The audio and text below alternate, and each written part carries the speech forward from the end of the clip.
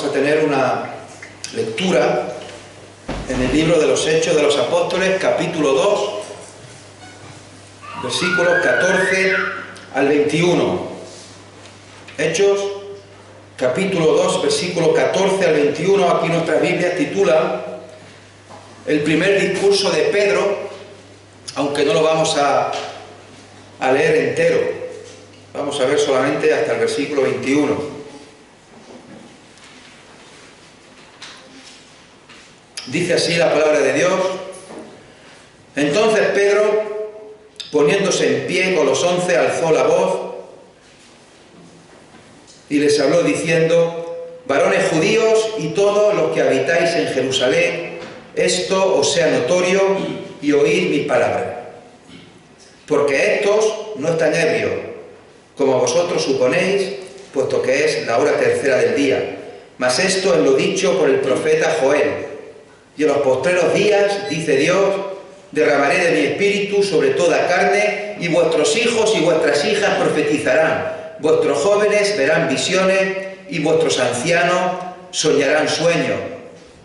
Y de cierto, sobre mis siervos y sobre mis siervas en aquellos días derramaré de mi espíritu, y profetizarán, y daré prodigios arriba en el cielo, y señales abajo en la tierra, sangre y fuego, y vapor de humo.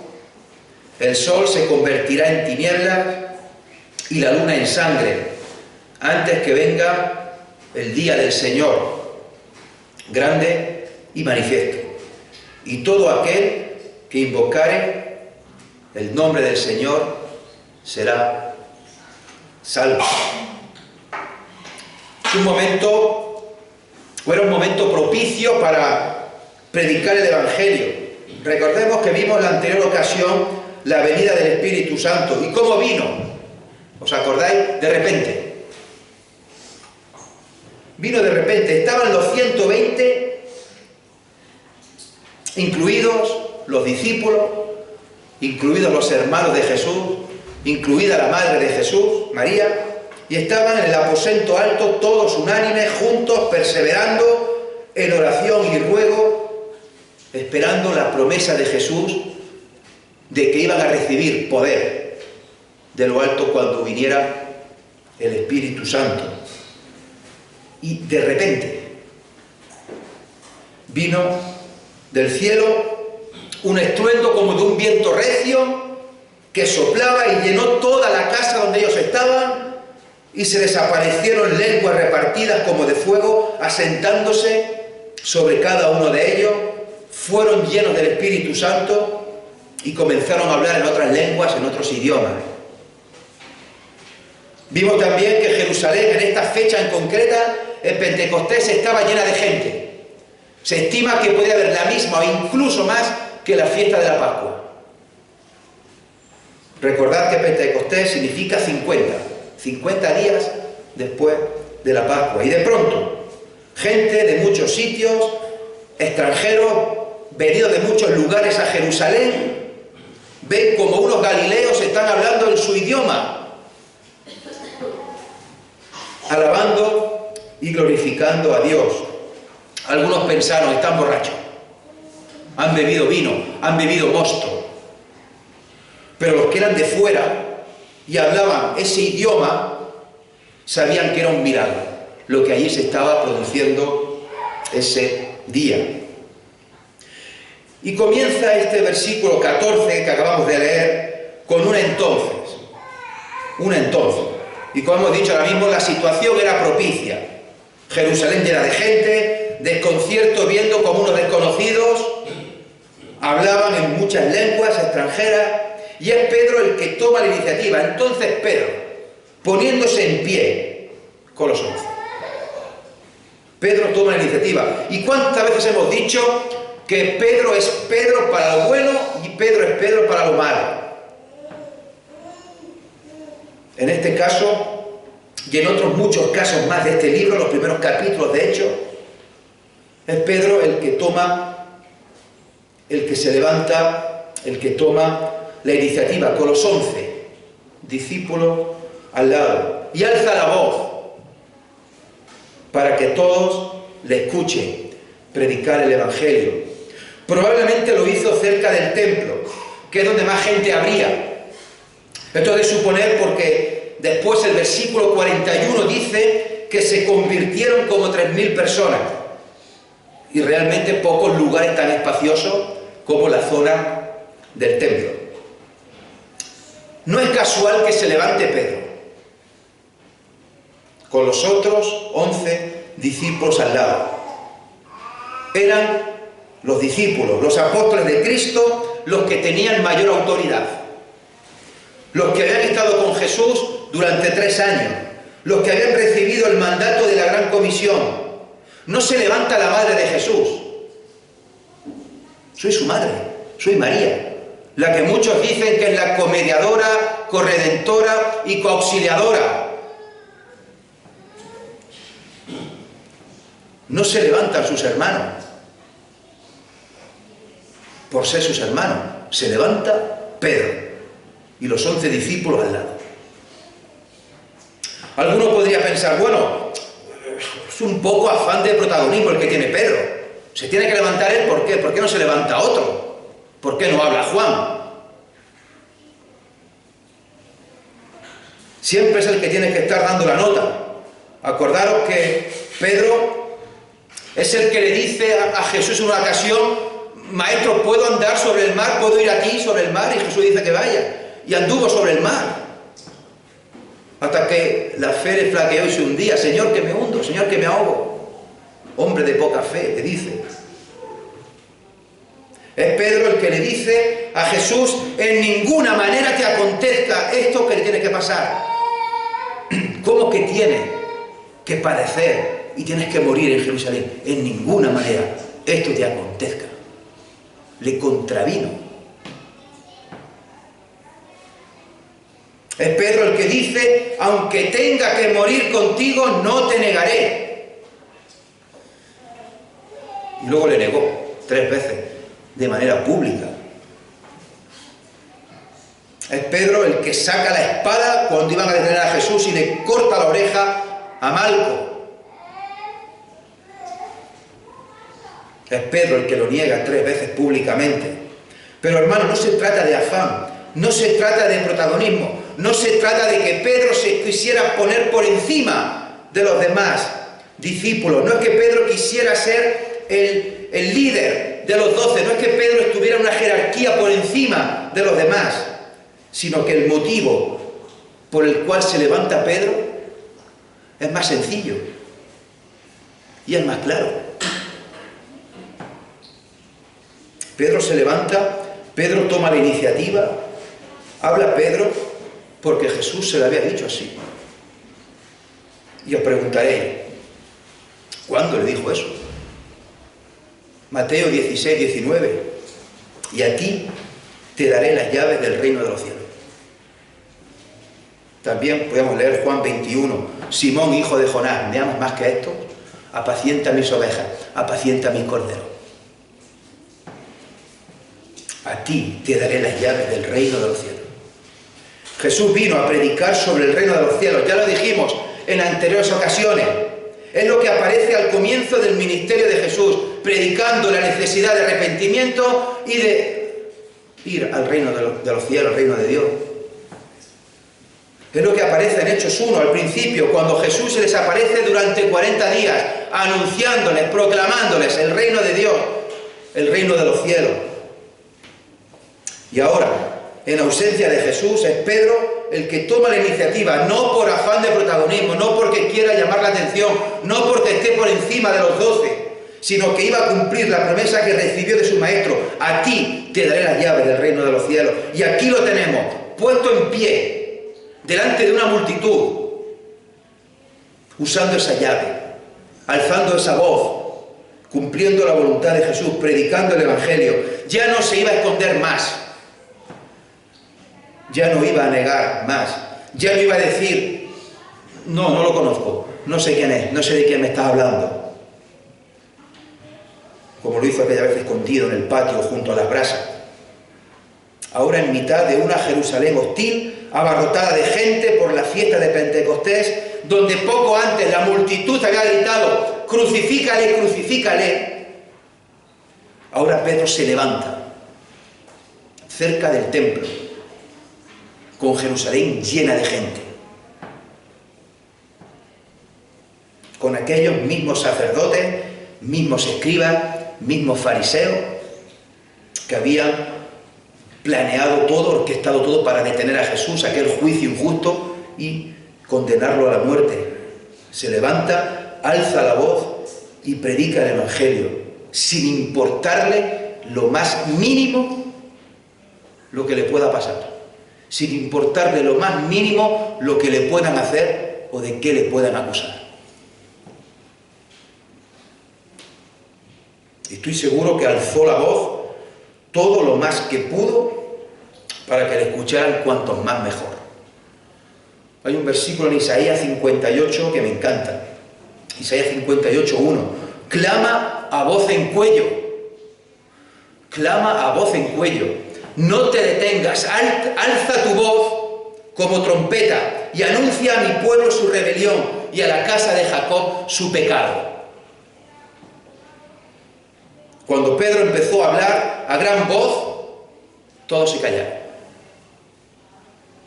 Terminaron todos de hablar en las lenguas extranjeras y prestaron oído a Pedro. Y todos los allí presentes estaban atónitos, sin entender qué es lo que estaba pasando. Porque de golpe se callan esas 120 personas y se levanta uno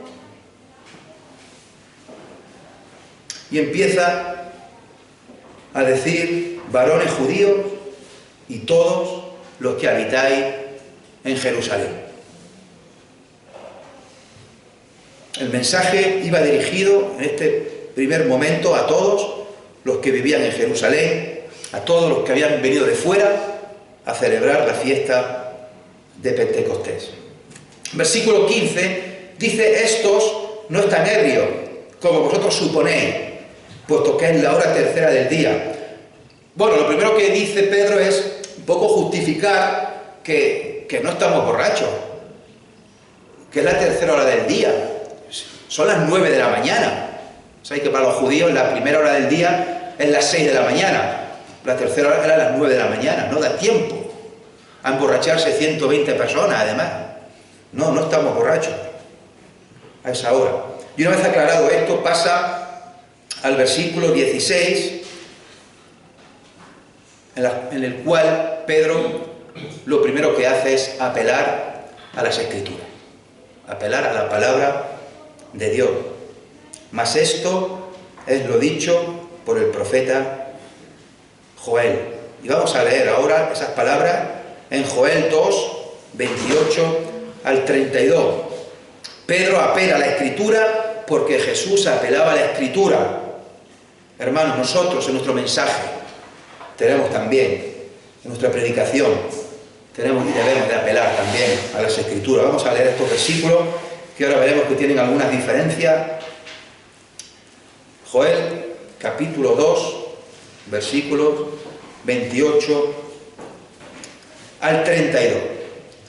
Dice así: y después de esto derramaré mi espíritu sobre toda carne, y profetizarán vuestros hijos y vuestras hijas, vuestros ancianos soñarán sueños, y vuestros jóvenes verán visiones, y también sobre los siervos y sobre las siervas derramaré mi espíritu en aquellos días.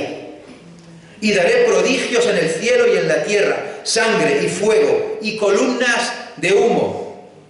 El sol se convertirá en tinieblas y la luna en sangre, antes que venga el día grande y espantoso de Jehová.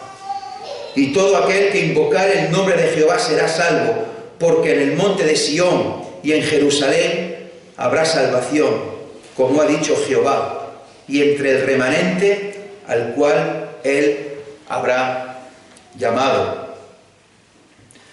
Todos los allí reunidos, todos los judíos piadosos, conocían al profeta Joel y conocían cuál era su mensaje.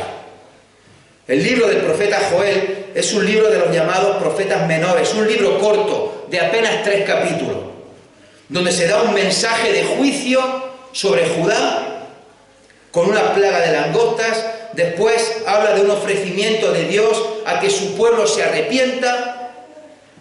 luego la misericordia de Dios y el derramamiento del Espíritu en los versículos que hemos leído, y termina el libro hablando de un juicio de parte de Dios a las naciones y la liberación posterior de Judá. Ahora, en el tiempo que nos queda, voy a explicar estos versículos, esta profecía que veremos ahora que es cumplida aquí en parte, y me vais a perdonar de antemano si no sé hacerlo mejor. Es lo que tiene estudiar un libro seguido, es lo que tiene estudiar todo el libro completo, que te encuentras con pasajes difíciles. No se trata de coger lo que más nos gusta de Hechos y lo que no lo dejamos. Si empieza uno con un libro, hay que leerlo todo, hay que explicarlo todo, hay que estudiarlo todo, hay que enseñarlo todo. Y son versículos complicados, versículos difíciles. Podemos meternos a hablar de la séptima semana de Daniel, ponernos a hablar del milenio, de la gran tribulación, del arrebatamiento de la iglesia, haremos mención a Apocalipsis, leeremos un capítulo de Apocalipsis. Es complicado. Así que, repito, si no lo sé hacer mejor, pues me perdonáis. En primer lugar, tenemos que ver lo que no dice Pedro. Pedro no dice, aquí se ha cumplido o aquí se cumplió la profecía de Joel. Eso no lo dice. Por eso veremos que toda la profecía que se menciona en el libro de Joel, y cómo no, los versículos que nos ocupan, no se cumple entera aquí en Pentecostés, sino que tendrá un cumplimiento profético completo cuando llegue el reino milenial. Pero, por el hecho de que Pedro la mencione aquí, no hay duda que algo tiene que ver. Algo tiene que ver en este momento de Pentecostés, que es justo cuando descendió el Espíritu Santo. Por tanto, el cumplimiento de la profecía se inicia aquí, en Pentecostés. Y a lo largo del libro de Hechos se va cumpliendo y se sigue cumpliendo en la actualidad hasta la segunda venida de Cristo, hasta el día del Señor. Se llama aquí y terminará con el reino milenial. Así que, repito, lo primero a tener en cuenta es que es una profecía sucesiva, donde el profeta Joel ya tiene en cuenta que habrá un remanente fiel del pueblo de Israel en los postreros tiempos, los postreros días, antes de la venida del Señor. Esto es, antes de la segunda venida. Este remanente fiel de judíos son los que han creído en Jesús como Señor y Salvador de su vida. Los que han creído que Dios Padre envió a su Hijo unigénito al mundo a morir en una cruz. Son los judíos que forman parte de la Iglesia universal, al igual que nosotros. Esto comenzó con estos 120 que estaban reunidos en el aposento alto, incluidos los discípulos, incluidos los hermanos, incluidos la madre de Jesús, que estaban unánimes en toda oración y ruego, todos juntos, esperando que llegara el Espíritu Santo sobre ellos. Si ya entramos en el versículo 17, dice el 17 y el 18, y en los postreros días, dice Dios, derramaré de mi espíritu sobre toda carne, y vuestros hijos y vuestras hijas profetizarán, vuestros jóvenes verán visiones, y vuestros ancianos soñarán sueños. Y de cierto sobre mis siervos y sobre mis siervas en aquellos días derramaré de mi espíritu y profetizarán. Hemos leído en el libro de Joel que comienza diciendo y después de esto, mientras que Pedro comienza diciendo en los postreros días. Aquí cambia. Una cosa es y después de esto, y Pedro los postreros días. Luego veremos más adelante en el versículo 20 que se habla del día del Señor o el día de Jehová. Hay dos fechas entonces, dos momentos que hay que tener en cuenta y las vamos a explicar y las voy a repetir varias veces. Lo que dice este versículo 17 de Hechos, o lo que dice el comienzo de Joel, el después de esto, o los postreros días, es la época de la historia en la que estamos nosotros. Es decir, el tiempo que hay entre la primera venida y la segunda venida de Jesús. Después veremos el versículo 20, como digo, el día del Señor o el día de Jehová, que tiene que ver con el día de la segunda venida, donde Dios juzgará a los enemigos de Israel, instaurará el reino mesiánico, y por eso decíamos y repetimos que esta profecía es sucesiva. Se va cumpliendo por partes, no es una profecía que se cumpla de golpe como otras, es sucesiva. Creo que conocemos todos de memoria Hebreos 1, del 1 al 2.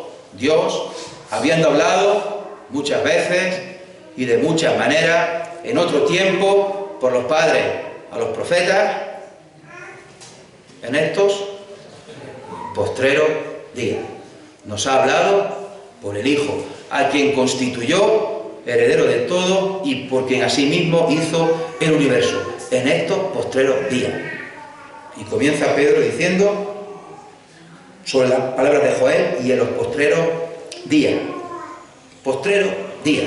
Y es aquí, justamente, en este día de Pentecostés, cuando empieza a cumplirse la profecía de Joel. En los postreros días, dice Dios, derramaré mi espíritu sobre toda carne. Y el Espíritu Santo vino en el día de Pentecostés, tal y como vimos el otro día. ¿Qué significa sobre toda carne? ¿Significa sobre toda la humanidad? ¿Significa que Dios va a derramar su espíritu sobre todos los hombres y todas las mujeres de la historia? Alguien que lo lea de manera superficial podría pensar que sí, y podría argumentar de manera simplista, pues sí, aquí lo pone.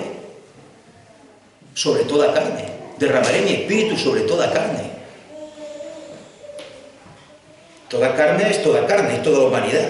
No dice sobre unos sí, sobre otros no. Hermanos, veis la importancia de estudiar la Biblia para no caer en estos errores simplistas. El sobre toda carne queda perfectamente explicado en Gálatas 3:28. Ya no hay judío ni griego, no hay esclavo ni libre, no hay varón ni mujer, porque todos vosotros sois uno en Cristo Jesús. No se refiere a una salvación universal, sino que se refiere a que nadie puede quedar excluido. Y por eso la profecía que hemos leído va dirigido a hijos, a hijas, a jóvenes, a ancianos, y luego hace el énfasis en el 18, los siervos y las siervas. Veremos más adelante, en unos meses, cuando lleguemos al capítulo 10 de Hechos, aquella historia fascinante de Cornelio, el centurión. Dice Hechos 10:45, allí en casa de Cornelio, y los fieles de la circuncisión que habían venido con Pedro se quedaron atónitos, perplejos, asombrados, estupefactos de que también sobre los gentiles se derramase el Espíritu Santo. No se lo esperaban, no se lo creían.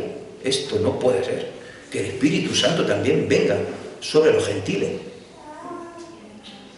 Pues eso es sobre toda carne. Ya no hay excepción, ya no hay varón, mujer, esclavo, siervo, judío, griego.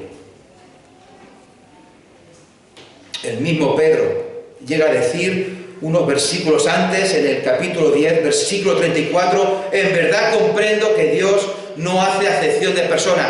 Pero esta palabra implica, en verdad comprendo ahora. Me doy cuenta ahora que Dios no hace acepción de personas. He estado 3 años con Jesús y en verdad comprendo ahora. Y los fieles de la circuncisión se quedaron atónitos de que también sobre los gentiles se derramase el don del Espíritu Santo.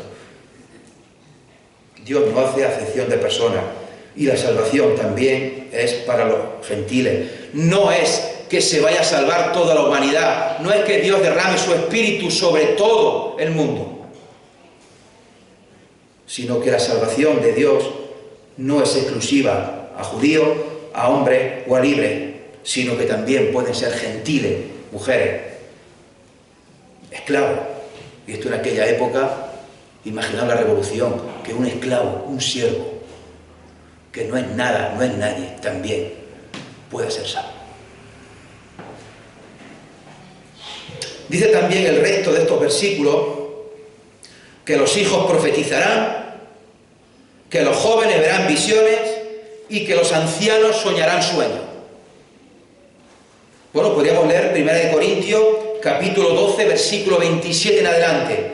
Vosotros pues sois el cuerpo de Cristo y miembros cada uno en particular. Y a unos puso Dios en la iglesia primeramente apóstoles, luego profetas, los terceros maestros, luego los que hacen milagros, después los que sanan, los que ayudan, los que administran, los que tienen don de lengua.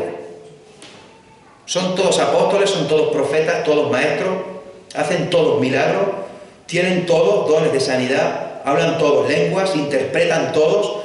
Procurad pues los dones mejores, mas yo os muestro un camino aún más excelente, que como sabéis es el camino del amor, capítulo 13. En Hechos 21, 9, había un tal Felipe el evangelista que tenía 4 hijas doncellas que profetizaban.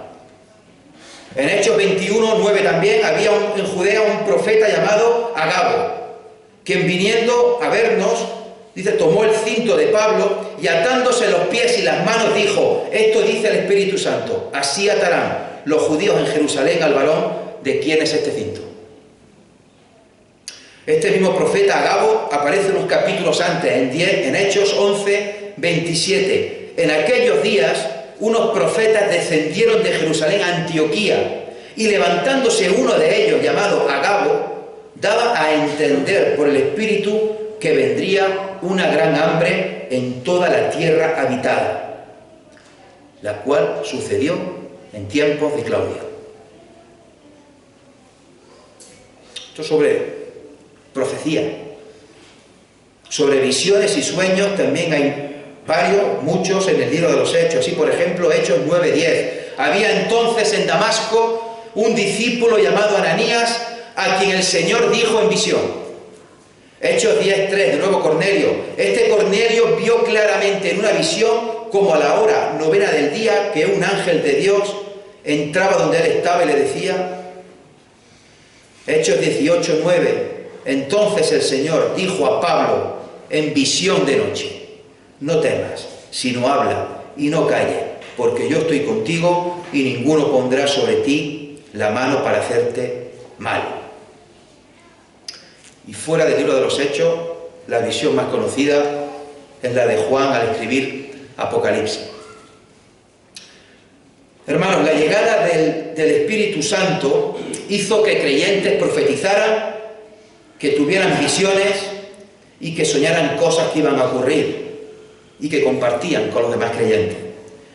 Pero este don es un don extinto, es un don que ya no ocurre más, es un don que ya se terminó, la Escritura está completa, no se puede añadir más.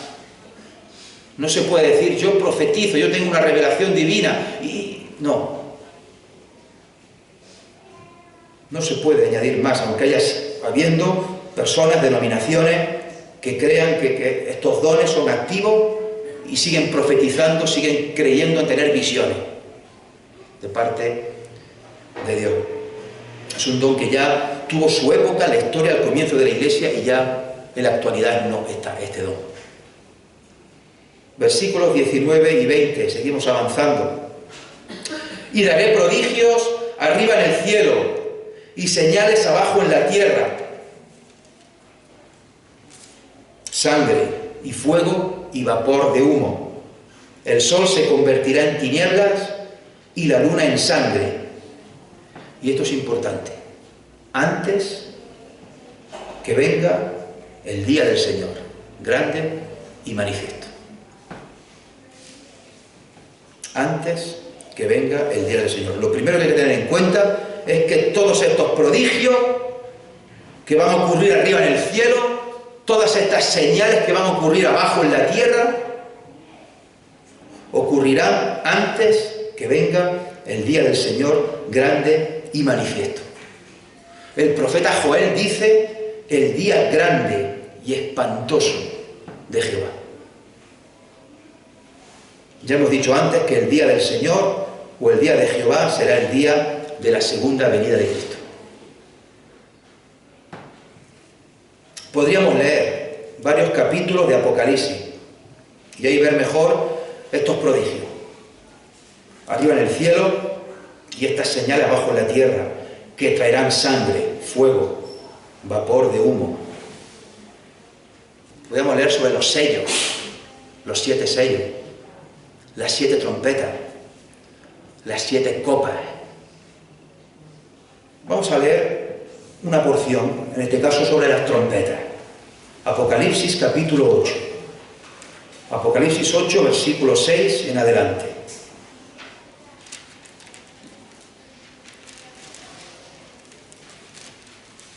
Y a ver si con lo que hemos dicho aquí de Hechos y de Joel nos suena algo. Apocalipsis 8, 6. Las trompetas. Y los 7 ángeles que tenían las 7 trompetas se dispusieron a tocarlas.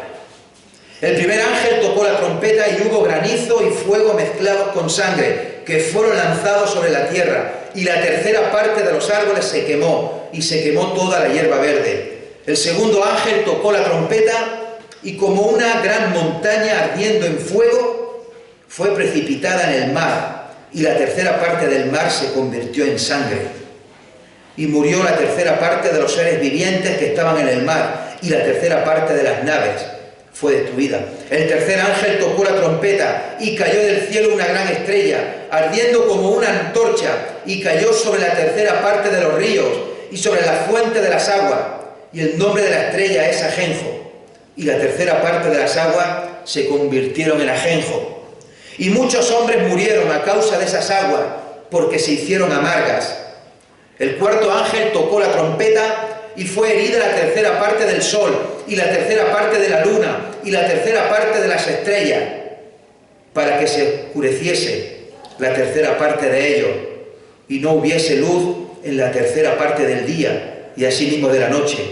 Y miré, y oí a un ángel volar por en medio del cielo, diciendo a gran voz: ¡ay, ay, ay!, de los que moran en la tierra, a causa de los otros toques de trompeta que están para sonar, los 3 ángeles. El quinto ángel tocó la trompeta, y vi una estrella que cayó del cielo a la tierra, y se le dio la llave del pozo del abismo, y abrió el pozo del abismo, y subió humo del pozo, como humo de un gran horno, y se oscureció el sol y el aire por el humo del pozo, y del humo salieron langostas sobre la tierra, y se les dio poder, como tienen poder los escorpiones de la tierra, y se les mandó que no dañasen a la hierba de la tierra, ni a cosa verde alguna, ni a ningún árbol, sino solamente a los hombres que no tuviesen el sello de Dios en su frente. Y les fue dado no que los matasen, sino que los atormentasen 5 meses. Y su tormento era como tormento de escorpión cuando hiere al hombre. Y en aquellos días los hombres buscarán la muerte, pero no la hallarán, y ansiarán morir, pero la muerte huirá de ellos. El aspecto de las langostas era semejante a caballos preparados para la guerra. En las cabezas tenían como coronas de oro, sus caras eran como caras humanas, tenían cabello como cabello de mujer, sus dientes eran como de leones, tenían corazas como corazas de hierro. El ruido de sus alas era como el estruendo de muchos carros de caballo corriendo a la batalla. Tenían colas como de escorpiones y también aguijones, y en sus colas tenían poder para dañar a los hombres durante 5 meses. Y tienen por rey sobre ellos al ángel del abismo, cuyo nombre en hebreo es Abadón y en griego Apolión. El primer ay pasó, he aquí vienen aún 2 ayes después de esto. El sexto ángel tocó la trompeta y oí una voz de entre los 4 cuernos del altar de oro que estaba delante de Dios diciendo: al sexto ángel que tenía la trompeta: desata a los 4 ángeles que están atados junto al gran río Éufrates. Y fueron desatados los 4 ángeles que estaban preparados para la hora, día, mes y año, a fin de matar a la tercera parte de los hombres. Y el número de los ejércitos de los jinetes era 200 millones. Yo oí su número. Así vi en visión los caballos y a sus jinetes, los cuales tenían corazas de fuego, de zafiro y de azufre, y las cabezas de los caballos eran como cabezas de leones, y de su boca salía fuego, humo y azufre. Por estas 3 plagas fue muerta la tercera parte de los hombres, por el fuego, el humo y el azufre que salían de su boca. Apocalipsis 6, 12. Dice también: miré cuando abrió el sexto sello, y he aquí hubo un gran terremoto, y el sol se puso negro como tela de cilicio, y la luna se volvió toda como sangre, y las estrellas del cielo cayeron sobre la tierra.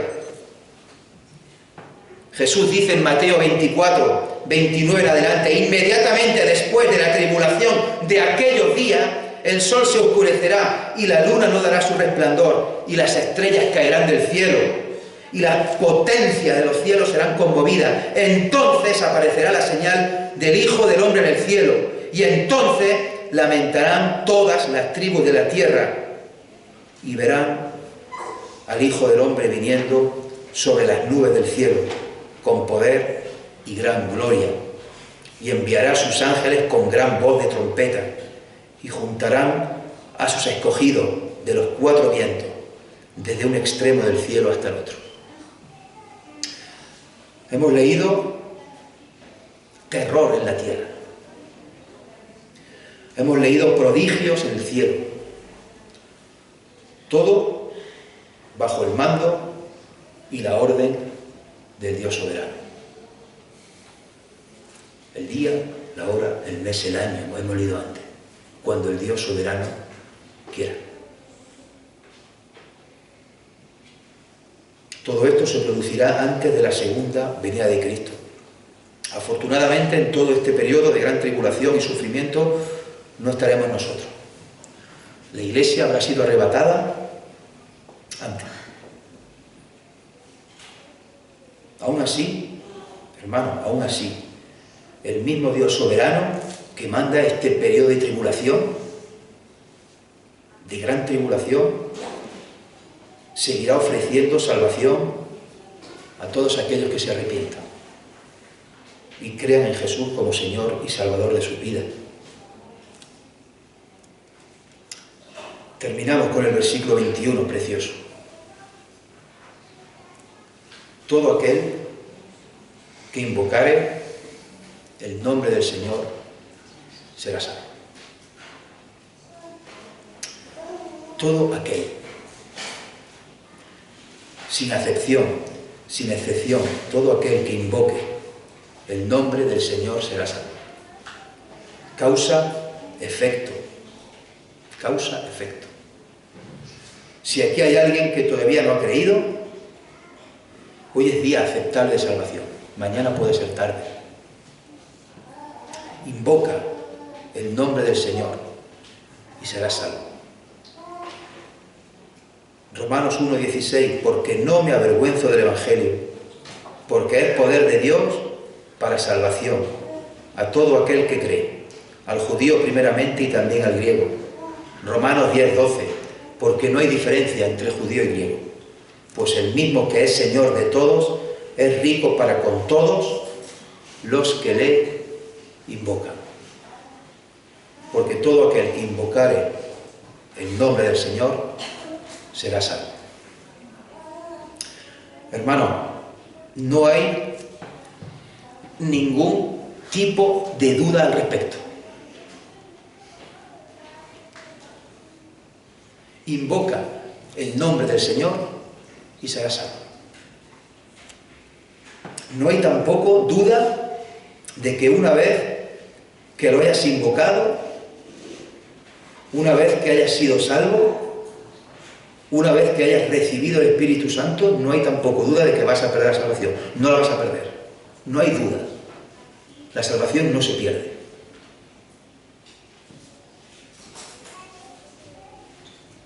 La cruz marcó un antes y un después en la historia de la humanidad. Todo aquel que invoca el nombre del Señor será salvo y recibirá el Espíritu Santo. La promesa de salvación eterna en el cielo. La promesa también incluye tener ahora el Espíritu Santo morando en nosotros. Un Espíritu Santo que produce y da dones a cada uno según Él quiere. Unos dones que capacitan para el ministerio que Él quiere. No hay un creyente en el mundo que no tenga el Espíritu Santo en su vida. No hay un creyente que no haya recibido ningún don. Si bien es cierto que no todos los creyentes tenemos los mismos dones. Repito, el Espíritu Santo es soberano y lo reparte según quiere, a quien quiere, como quiere y cuando quiere. Para terminar, Ezequiel 36, 26. Os daré corazón nuevo y pondré espíritu nuevo dentro de vosotros. Y quitaré de vuestra carne el corazón de piedra y os daré un corazón de carne. Y pondré dentro de vosotros mi espíritu. Y haré que andéis en mis estatutos y guardéis mis preceptos y los pongáis por obra. Que el Señor bendiga su palabra. Amén. Señor y Padre, estamos muy agradecidos en esta mañana de poder venir aquí, los hermanos juntos, en paz, en armonía, con el mismo sentir, y venimos, Señor, a adorar y a glorificar tu santo nombre, sobre todas las cosas. Venimos a escuchar tu palabra, venimos a regocijarnos en ella, venimos a cantar salmos. Venimos, Señor, a recordar el sacrificio de Cristo mediante el pan y el vino que hemos tomado y que seguimos tomando cada semana y que tenemos la necesidad de venir a la iglesia a juntarnos para estar juntos, porque es un mandato divino. Te damos gracias, Señor, por tu amor, por tu misericordia, por tu fidelidad, porque las profecías, tus promesas se van cumpliendo. Y estamos en estos postreros días en los cuales has derramado tu Espíritu sobre cada uno de nosotros. Señor, y es una maravilla el tener la esperanza de la vida eterna, el saber que vamos a estar un día contigo para siempre, pero también es una maravilla el saber que no estamos solos y que tu Espíritu está con nosotros.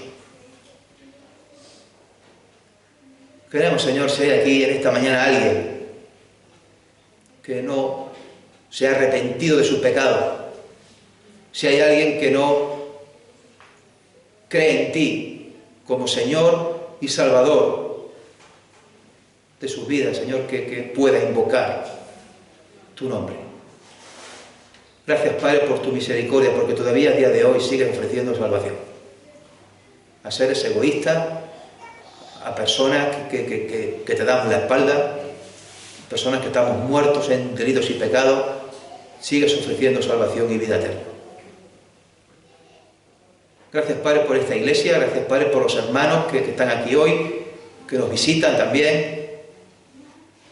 Queremos, Señor, que nos sigas ayudando en nuestro caminar diario, en nuestro vivir diario, que nos ayude en la semana que comienza mañana, que podamos, Señor, llevar siempre tu palabra grabada en nuestro corazón, que podamos, Señor, ser luz y ser sal en esta tierra que va tan mal, que va tan a la deriva. Señor, que podamos manifestar con nuestras vidas, con nuestros hechos, con nuestras palabras, el amor de Cristo. A ti sea la gloria, en el precioso nombre de Jesús. Amén.